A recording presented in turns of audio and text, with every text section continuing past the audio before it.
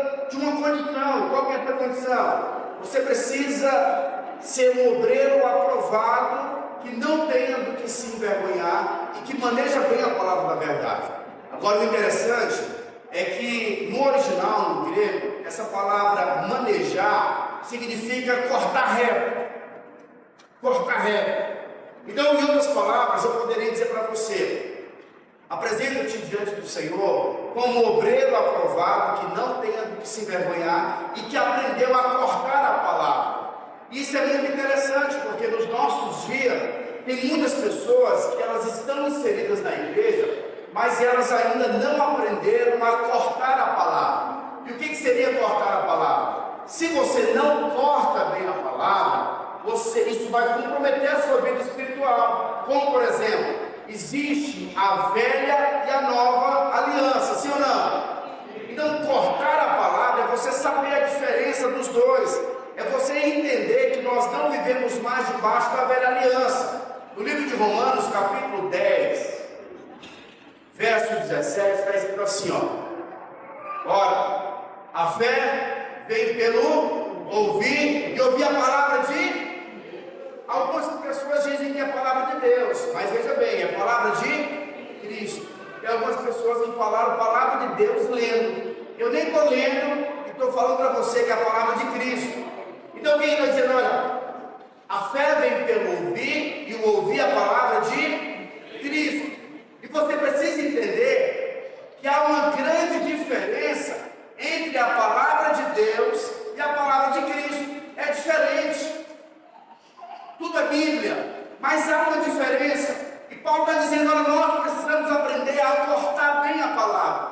Então tem muitas pessoas bem intencionadas, que elas não sabem cortar a palavra, e elas então não avançam na sua vida espiritual, porque não aprenderam a cortar bem a palavra. E aqui a Bíblia está dizendo, olha, vocês precisam aprender a cortar bem a palavra, por quê? Porque a fé vem pelo ouvir e ouvir a palavra de Cristo. A Bíblia diz... Os irmãos conhecem essa história, eu conto sempre, porque talvez seria uma das histórias mais marcantes para nós podermos separar essas duas alianças, essas duas promessas. A Bíblia diz que certa vez uma mulher foi pega em adultério.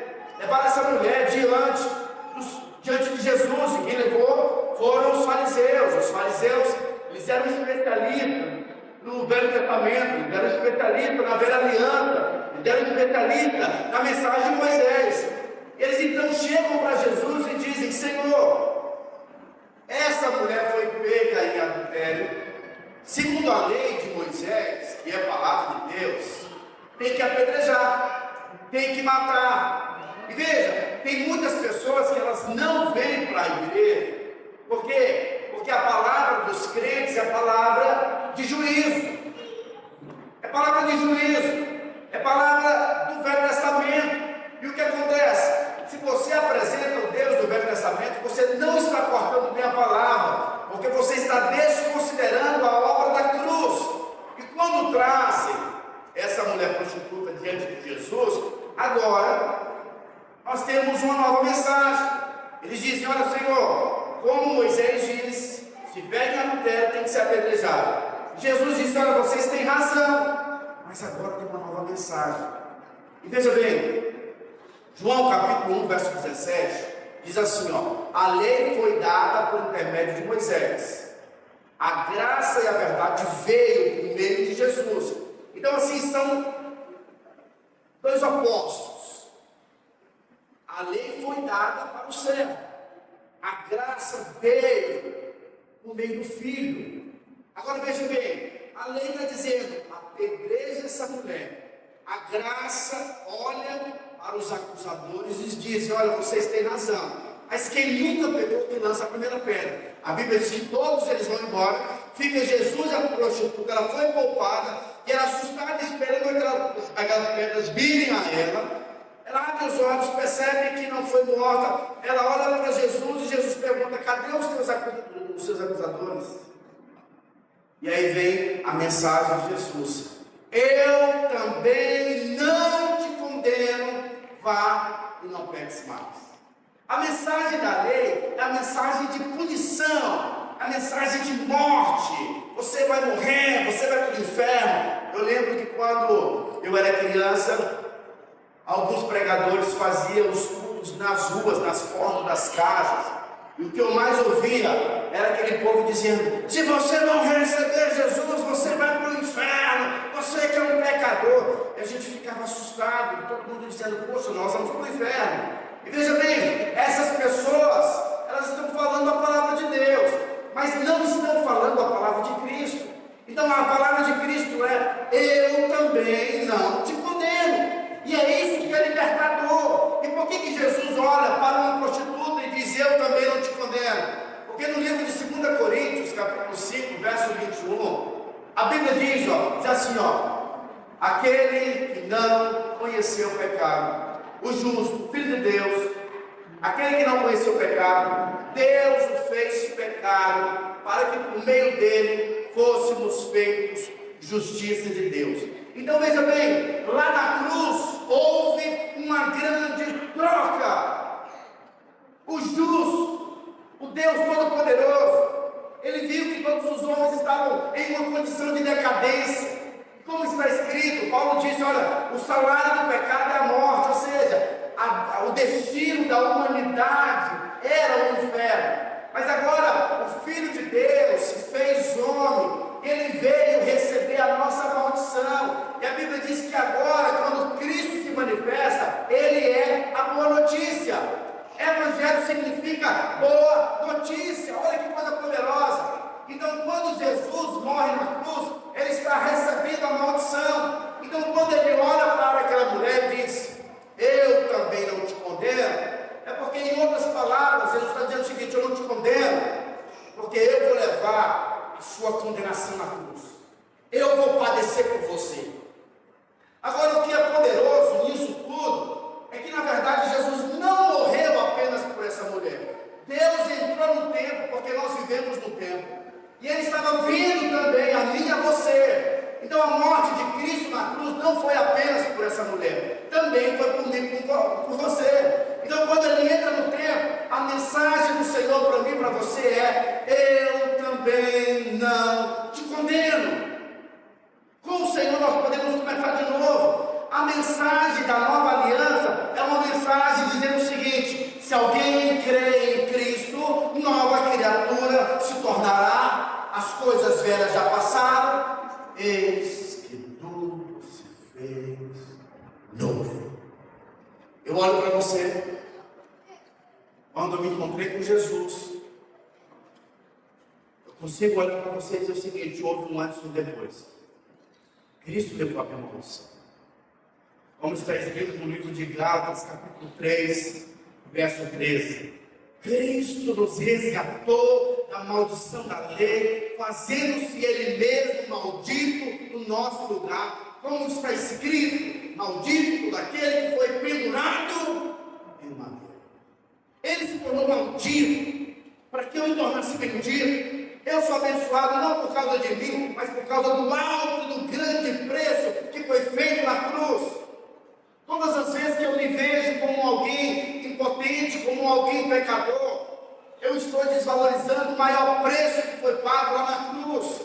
E o que eu acho mais fantástico em relação a isso é que quando o Filho de Deus foi se batizar, existem algumas coisas que nós começamos a fazer alguns questionamentos, porque não há uma resposta natural, mas o Espírito Santo ele abre os nossos olhos.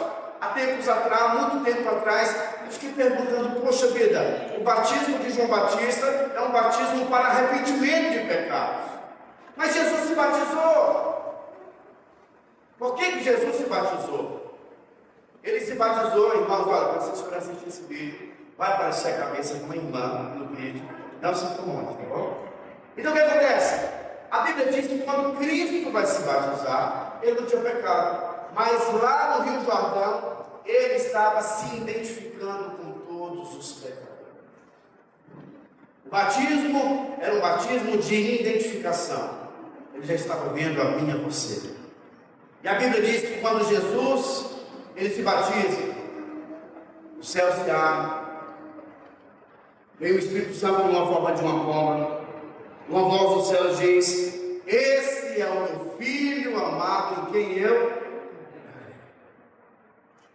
E o que mais deixa meu coração às vezes constrangido é que quando Deus diz que Jesus é o seu filho amado, Ele não falou aquilo para Jesus. Ele estava falando para que fosse registrado e nós pudéssemos ler hoje. Ele falou aquilo porque tinha muitas pessoas assistindo aquele fenômeno, aquele mar, que ficou registrado para o nosso ensino. Jesus sabia que ele era amado. E o Espírito falou muito forte no meu coração, que quando Deus fala, esse é meu filho amado, mostrando o quanto que Ele me ama e o quanto que Ele te ama. Aquele que era o amado do coração de Deus, Ele me entregou na cruz, para que Ele pudesse ter você. Diz a Bíblia que Deus se fez homem. João, cadê o meu ajudante aí? A Bíblia diz que em João capítulo 1, verso 14, diz que o Verbo se fez carne e habitou entre nós.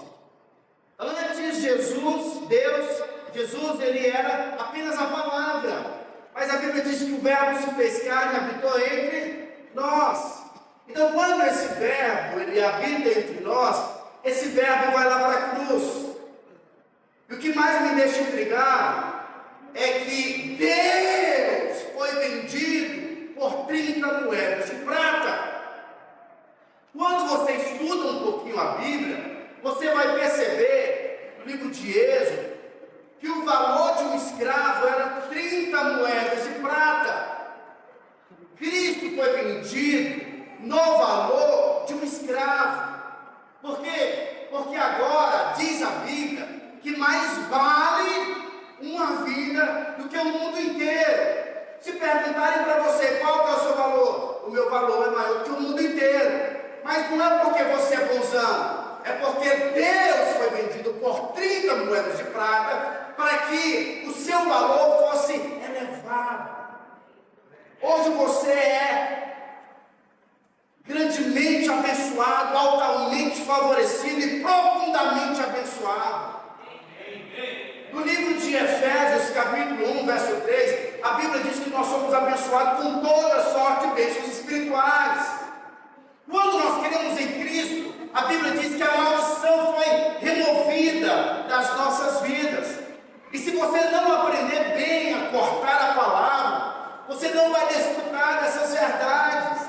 A mensagem de Cristo é uma mensagem de constrangimento, é uma mensagem de amor.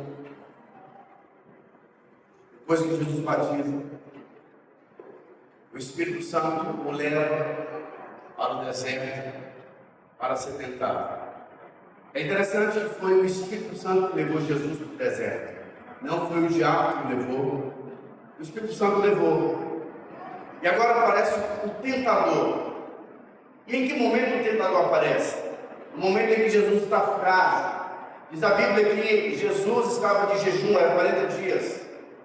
No momento da sua fraqueza, o diabo vai tocar na sua fraqueza para tentar invalidar Deus. Quando você estiver passando por necessidades financeiras, o diabo vai aparecer para você e vai falar o seguinte: cadê Deus? No dia que você tiver crises conjugais, saúde, já vai perguntar: cadê Deus? Porque quando Cristo foi para o monte, olha o que o diabo disse: se tu és, gerando dúvida, se tu és filho de Deus, transforma essas pedras em pães. Ele gera dúvidas. E sabe, algumas pessoas, infelizmente, de uma maneira muito inocente, elas acreditam que depois que elas se convertem, elas não vão passar por problemas. Enquanto nós estivermos aqui na terra, disse Jesus no livro de João, capítulo 16, verso 33, ele disse: no mundo vocês terão aflições, mas tenham bom ânimo, porque eu venci o mundo. Ele venceu o mundo, então nós vamos ter aflições no mundo. Agora o que é interessante é que na dor de Cristo o diabo vai tocar na dor dele. Se tu és filho de Deus, transforma essas pedras em pães. Mas veja bem, sempre vai ser gerar dúvida no nosso coração. E a primeira tática do diabo, essa é a segunda, porque a primeira, ele tira o amargo. Porque quando Cristo é batizado, o céu se abre e uma voz disse: esse é o meu filho amado. Então quando ele vai no deserto, o diabo não fala isso, porque é justamente isso que é algo que vai restaurar a sua alma, a sua confiança, o seu vigor, entender que você é amado por Deus. E se tem um exercício que nós precisamos fazer constantemente, é de que nós somos amados. Deus, eu sou amado. Eu sou teu filho predileto, escolhido. A Bíblia diz que João, ele era o discípulo amado de Jesus. Agora, o que é interessante é que o autor de João, o livro de João, foi João. E no único evangelho que tem a citação de que João é amado, é no livro de João. Ele escreveu falando de si, dizendo: eu sou amado. Eu não sei quanto Luiz Fernando, mas eu sou amado. Então, quando nós começamos a exercitar essa verdade nas nossas vidas, isso vai fazer de você um leão, um corajoso. Mas só vai ter essa revelação quem aprendeu a cortar bem a palavra, porque a palavra da nova aliança é a palavra da boa notícia. Diga assim: a palavra da nova aliança é a palavra que? Da boa notícia. Diz a Bíblia que certa vez Jesus foi em uma cidade pregar. E os moradores da cidade rejeitaram Jesus e mandaram Jesus embora. João, que era o discípulo amado, ele então faz uma proposta para Jesus, dizendo: Senhor, se o Senhor quiser, eu posso orar. E assim como Elias mandou fogo descer do céu e destruir tudo, eu vou fazer isso. E Jesus então fala para João: João, você não sabe de qual espírito que eu sou? Eu não vim para julgar o mundo, eu vim para salvar o mundo. A palavra salvação é a palavra sozo, ou sotéria, que é uma salvação plena, salvação no espírito, na alma e também no corpo. Eu ouso falar para você: o homem não vai para o inferno por causa dos seus pecados. Conta-se a história de um criminoso que tinha matado algumas pessoas. E ele foi preso nos Estados Unidos e ele foi condenado àquela morte elétrica. Mas alguém muito importante começou a interceder por esse homem diante do juiz. E aí o juiz decidiu dar uma chance para esse homem. E o que ele fez? Esse juiz colocou uma autorização dentro de uma Bíblia, vestiu-se de uma roupa de pastor, foi na penitenciária visitar aquele criminoso. Ele então disse: olha, eu vim visitar você porque aqui dentro tem algo que pode te libertar. Aqui dentro tem algo que pode tirar você desse cativeiro. Aquele homem fechado, pensando que ali era um pastor, ele disse: olha, por favor, sai daqui, eu não quero ouvir a palavra de Deus. E aquele juiz continuou insistindo, ele falou: olha, tem algo aqui que pode salvar. E ele, a cada vez que esse juiz insistia, aquele homem mais se endurecia, de modo que o juiz decidiu ir embora. Quando o juiz foi embora, o carcereiro foi em direção àquele presidiário, aquele criminoso. Ele disse: você está doido, cara? Ali era o juiz. Ele veio com uma sentença, ele veio com a liberação da sua condenação. E o que você fez? De repente aquele cara recebeu um pesar no seu coração. E aí depois que chegou o dia daquele homem ser eletrocutado, deram a ele a palavra, falando: você quer falar algo antes da sua morte? E diante de todos aqueles que estavam ali assistindo aquele momento, ele disse: olha, hoje eu estou aqui, mas o motivo da minha morte não é por causa dos meus crimes. Eu estou morrendo porque eu não aceitei o meu perdão. E sabe, no livro de João, capítulo 3, verso 16, diz: porque Deus amou o mundo de tal maneira que entregou ou enviou seu único Filho, para que todo aquele que nele creia não morra, mas tenha a vida eterna. Hoje os homens não vão mais para o inferno, os homens não vão para o inferno por causa dos seus pecados. Os homens vão para o inferno porque estão rejeitando o perdão. Muitas pessoas têm rejeitado o perdão do Senhor. Muitas pessoas têm rejeitado o amor do Senhor. Eles têm achado que a vida no pecado é melhor. E o que tem condenado as pessoas não é os seus pecados, mas é não desfrutarem do perfeito amor do Senhor sobre as suas vidas. Nós estamos entendendo? E a mensagem do Evangelho é a mensagem da boa notícia. Essa mensagem onde o Senhor tem a palavra de libertação, a palavra de perdão sobre a minha e sobre a sua vida. Nós podemos dizer amém por isso?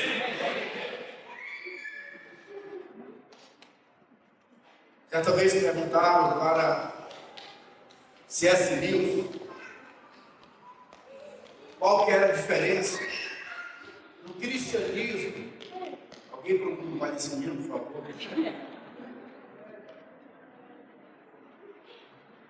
Ele é o tema.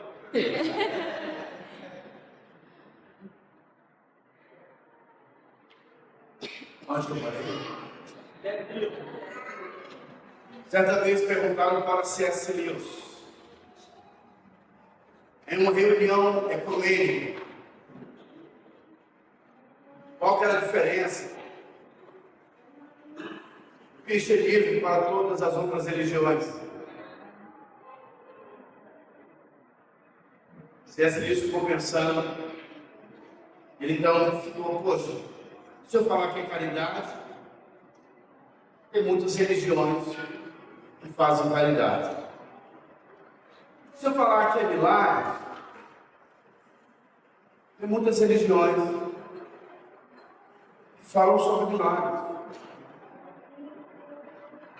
Se eu falar que é por boas obras, tem muitas pessoas que fazem boas obras.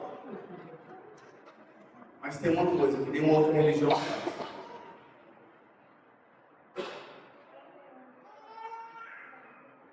A diferença do cristianismo para todas as outras religiões é que teve um dia em que um Deus perfeito veio procurar homens perfeitos. A procura dele não é por aqueles que são bons. Na verdade, ele resistiu àqueles que se achavam bons. Porque na verdade ninguém é bom. Ele veio para amar aqueles que não mereciam. Mas Jesus é Deus, sabia o que estava acontecendo na mente de Simeão. Ele faz uma pergunta para Simeão: Simeão, vamos conversar? Se tivesse duas pessoas devendo, e uma estivesse devendo R$50 e uma outra estivesse devendo R$500.000, e as duas fossem perdoar, qual das duas pessoas você acha que elas sentiriam-se mais felizes, mais perdoadas? E eles estão respondendo: olha, aqui foi perdoada de R$500.000. E ele diz: olha, é justamente isso, Simão, porque eu entrei na sua casa e o costume do anfitrião é lavar os pés de quem está chegando. Você não fez isso. Essa mulher, desde quando eu cheguei, ela não para de me adorar e de se entregar a mim. Simeão, quem muito foi perdoado, muito ama. Então, quanto mais eu me sinto perdoado, mais eu quero me envolver na obra de Deus. Eu tenho descoberto algo. Pessoas que ouvem a palavra de Deus, elas querem se envolver na obra de Deus fundamentado na acusação. Elas querem fazer coisas para Deus, elas começam a se cansar. Mas eu tenho descoberto que na graça, quando nós nos sentimos amados, você não faz, você gera. A Bíblia diz que a boca fala do que o coração está cheio. Quando eu me sinto amado, é inevitável, pessoas vão ser alcançadas, porque isso vai ser espontâneo na minha vida. Eu não preciso forçar ninguém. Por quê? Porque quanto mais eu me sinto amado, esse amor vai transbordar, porque foi isso que Cristo disse. O Senhor disse: olha, para que vocês tenham vida e a tenham em abundância. É esquisito, irmãos, você desfrutar de algo tão poderoso, de algo tão abençoador e ficar calado. Eu particularmente, imagina só, a Bíblia até fala sobre um assunto como esse. Imagina que você está numa situação onde tem muitas pessoas com muita fome, estão morrendo e umas estão comendo as outras porque elas não querem morrer, mas a comida que tem é outras pessoas que já morreram. E aí, de repente você dá uma saída e você entra num túnel e do outro lado você encontra um paraíso com muita comida em abundância. E aí você come e você fala assim, não, eu vou ficar aqui sozinho. Mas lá tem comida suficiente para você e para as outras pessoas. E talvez a atitude de muitas pessoas que têm desfrutado do Senhor, mas têm ficado nesse jardim sozinho. Então, quando você se alimenta desse jardim chamado Jesus, você quer falar dessa cultura, desse amor para muitas outras pessoas. Sim ou não? Então, um ambiente onde tem muito rigor no aspecto da lei, as pessoas não vão se render ao Senhor. E o que eu acho muito interessante é Paulo dizendo que o verdadeiro evangelho é o evangelho onde o amor de Cristo nos constrange.